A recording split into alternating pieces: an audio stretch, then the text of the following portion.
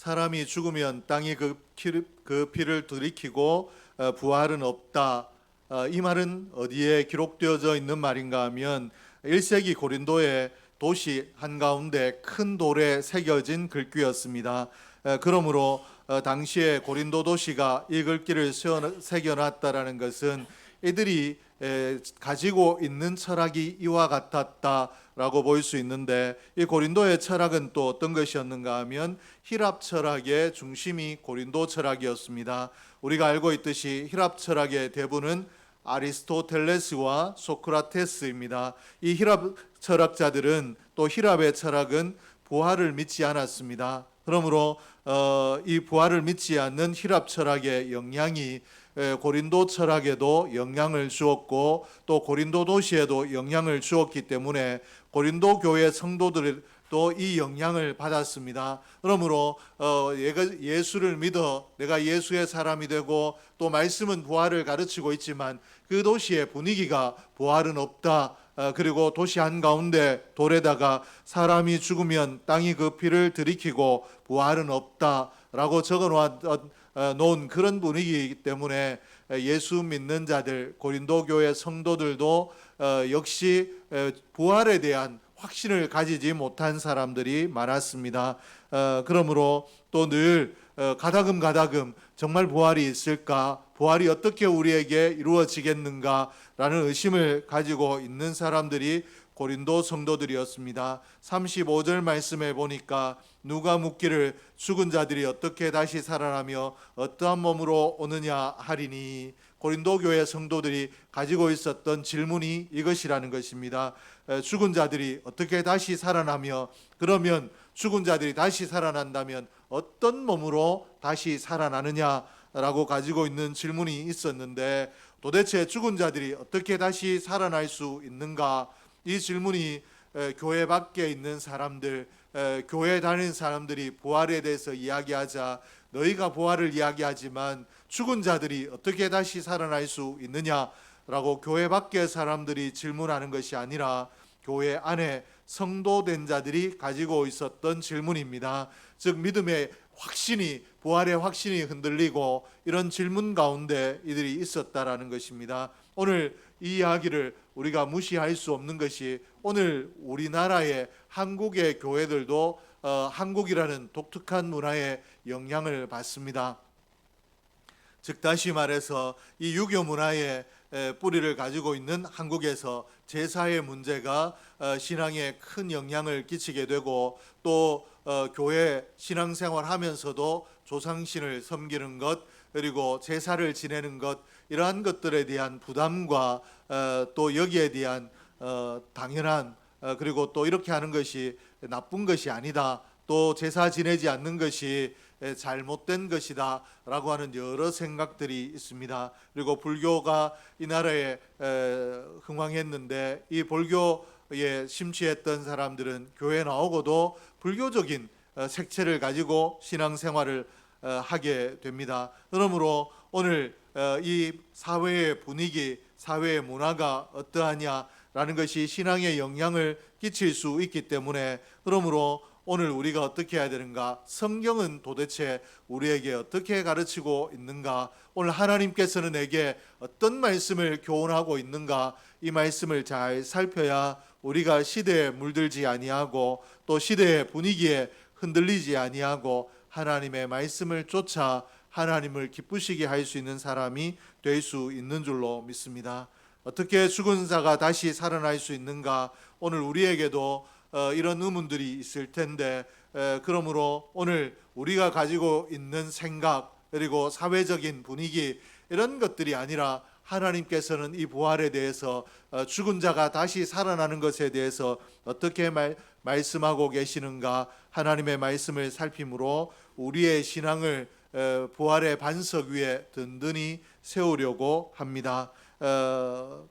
죽은 자의 부활이 가능한가? 36절에서 38절에 보면 이렇게 기록하고 있습니다. 어리석은 자여, 내가 뿌리는 씨가 죽지 않으면 살아나지 못하겠고, 또 내가 뿌리는 것은 장래의 형체를 뿌리는 것이 아니요 다만 밀이나 다른 것의 알맹이 뿐이로되, 하나님이 그 뜻대로 그에게 형체를 주시되 각 종자에게 그 형체를 주시느니라. 바울이 부활에 대해서 설명을 할 때 도대체 죽은 사람이 어떻게 살아날 수 있느냐, 죽으면 끝이 나는데 그 모습을 전혀 알아볼 수 없도록 흙으로 돌아가 버리는데 흙으로 돌아갔던 사람이 도대체 어떻게 살아날 수 있느냐, 이런 의문을 가지고 있는 사람들에게 바울이 뭐라고 이야기하는가 하면 씨 뿌리는 비유를 들어서 설명을 하고 있습니다. 죽은 자의 부활을 믿지 못하겠거든 씨가 뿌려지는 것을 한번 봐라. 씨를 뿌리고 나면 그 씨가 땅에 묻혀서 썩어서 없어지는 것 같지만 그 씨에서 새로운 식물이 난다라고 설명하며 부활이 이와 같다. 너희가 부활의 영광을 기억한다면 내가 죽지 않아야 영원한 하나님 나라로 옮겨갈 수 있을 텐데 죽어 내 형체가 없어지고 난 이후에 어떻게 다시 살아날 수 있겠는가 의심하지만 오늘 알맹이가 땅에 떨어져 죽고 나면 새로운 식물이 되듯이 오늘 우리 부활의 영광을 기대하는 사람들에게 필요한 것이 먼저 내가 육체의 죽음을 맞이하는 것, 이것이 이상한 일이 아니라 전혀 우리가 부활과 상관없어지는 길이 아니라 이 육체가 먼저 죽어야 부활의 영광을 얻을 수 있다라고 이렇게 말씀을 하고 계십니다. 이 말씀이 굉장히 역설적인 말씀입니다. 살고자 하는 자는 죽어야 된다. 먼저 죽어야 살아날 수 있다라는 이 말씀인데, 그러나 오늘 바울이 아주 쉽게 자연의 이치에서 설명하고 있듯이 이것이 이 자연의 이치와 잇닿아 있는 우리가 이 자연에도 이러한 일이 일어나는데 오늘 하나님 안에 있는 내게 내 육신이 죽어진다라고 해서 부활의 영광이 없겠는가? 하나님 안에 내가 이 땅에 육신의 몸을 죽고 난 이후에 이 육신의 몸이 흙으로 돌아가고 난 이후에 주님 앞에 부활의 영광을 얻는다, 새로움을 몸을 얻을 수 있다라는 이 사실을 기억하고 늘 믿음으로 이 사실에 굳게 붙들릴 수 있기를 주의 이름으로 축복합니다. 근데 우리가 부활을 쉽게 믿지 못하는 이유가 부활의 몸을 알지 못하기 때문에 그렇습니다. 부활한 사람이 우리에게 나타나서 부활한 사람은 이런 몸으로 이런 몸을 입게 된다라고 보여주면 서말순 집사님이 아주 정확하게 이해할 수 있겠죠. 나는 부활에 대해서 잘 확실하게 잘 모르겠지만 부활한 사람을 보니까 나도 죽으면 저렇게 부활하겠네 라고 분명히 알 수 있을 텐데 우리 주위에 부활한 사람이 없기 때문에 우리가 부활의 영광이 과연 있겠는가, 부활이 정말로 있겠는가 라고 생각하게 되는데, 오늘 바울이 뭐라고 이야기하는가 하면 씨가 땅에 떨어져 죽어 없어진다라고 생각할 수 있으나 새로운 형체로 돋아난다 라는 것을 말씀하고 있습니다. 분명히 밀알이 땅에 떨어졌는데 밀알과 전혀 다른 싹이 나고 줄기가 자라고 이렇게 하다가 밀알의 열매를 맺게 된다라는 것입니다. 그러므로 오늘 우리가 부활의 육신을 본 적이 없지만 우리가 아무 걱정할 것이 없는 것은 내 몸이 쓰러지고 난 이후에 이 몸으로 다시 태어나는 것이 아니라, 다시 살아나는 것이 아니라 오늘 식물들이 그러한 것처럼 부활의 몸을 주님께서 다시 주신다, 하나님께서 부활의 영광스러운 몸을 우리에게 주신다라고 말씀하고 계시는데, 오늘 저와 여러분이 이 말씀에 아멘할 수 있기를 주의 이름으로 축복합니다.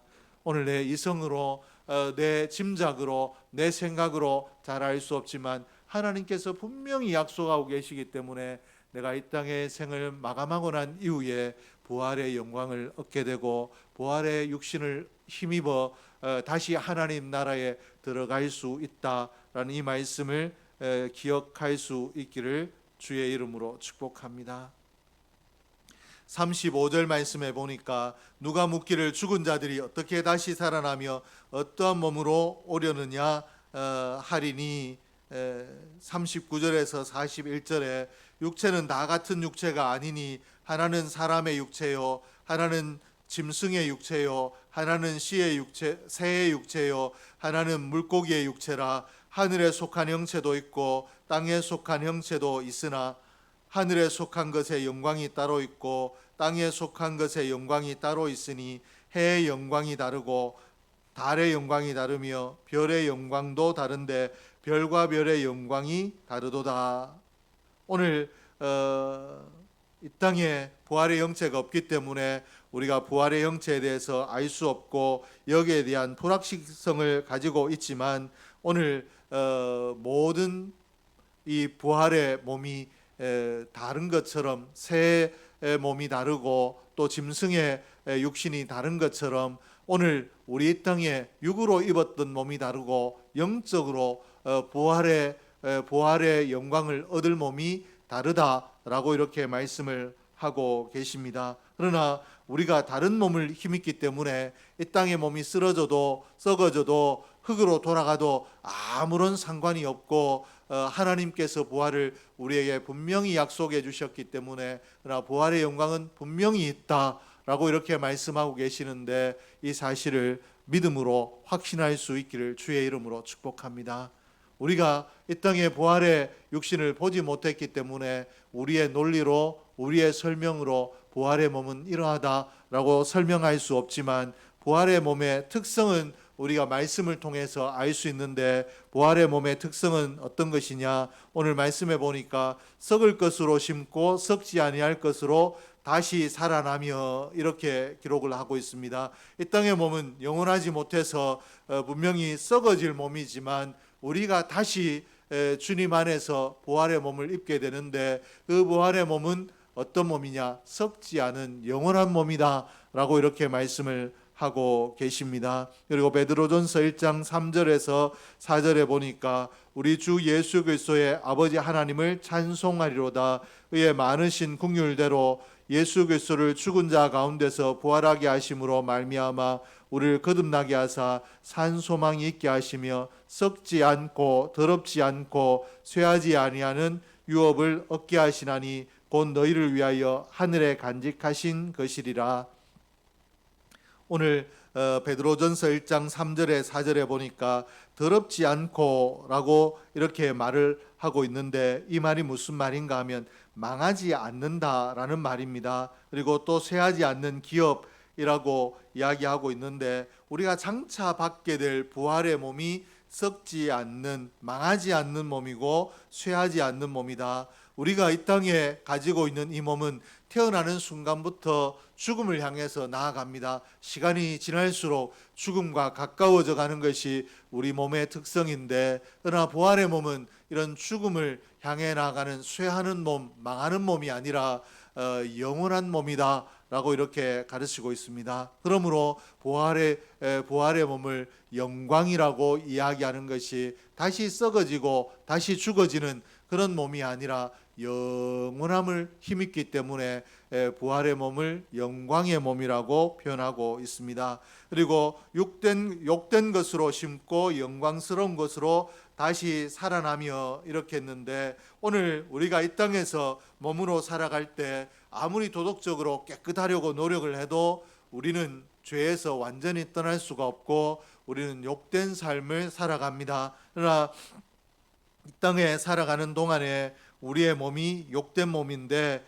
부활의 몸을 받게 되면 욕된 몸이 아니라 영광스러운 몸으로 영광스러운 몸을 입게 된다라고 이렇게 말씀을 하고 계십니다.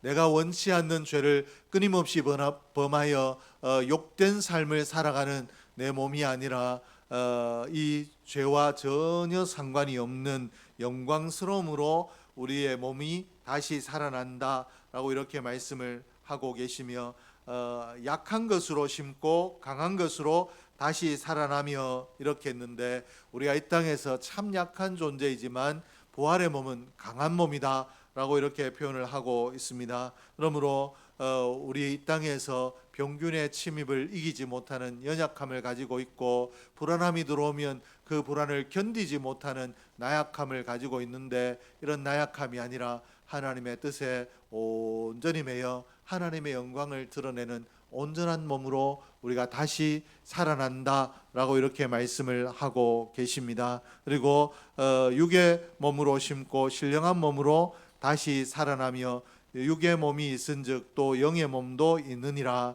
라고 했는데 오늘 현재 우리의 몸은 영을 담기에 부족한 몸입니다.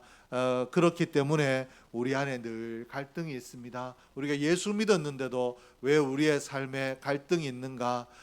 내 이 몸은 거룩한 영을 담기에 부족한 문제가 있는 몸이기 때문에, 이 육의 생각이 주장하는 몸이기 때문에 육의 생각과 내 안에 성령으로 내주하신 영이 부딪히기 때문에 우리가 갈등이 있는데, 또 다툼이 일어나는데, 그러나 부활의 몸은 하나님의 영을 담기에 충분하기 때문에 다시 이런 고민과 갈등과 이런 다툼이 없는, 하나님께 온전히 영광이 되는 그러한 몸으로 우리가 다시 살아나게 되는 줄로 믿습니다.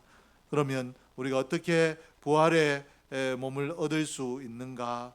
우리가 부활의 몸을 어떻게 얻을 수 있는가? 모든 사람들이 그저 이 땅의 삶을 마치고 나면 다 부활의 영광을 얻을 수 있는가? 오늘 성경은 우리에게 그렇게 가르치지 않고, 우리의 몸이 흙으로 지음받았지만 단순한 흙덩어리가 아니라 하나님의 형상대로 지음받은, 하나님께서 우리의 이 육에 하나님의 생명을 불어넣어 주신 하나님의 생기가 있는 자이기 때문에, 우리가 하나님의 형상대로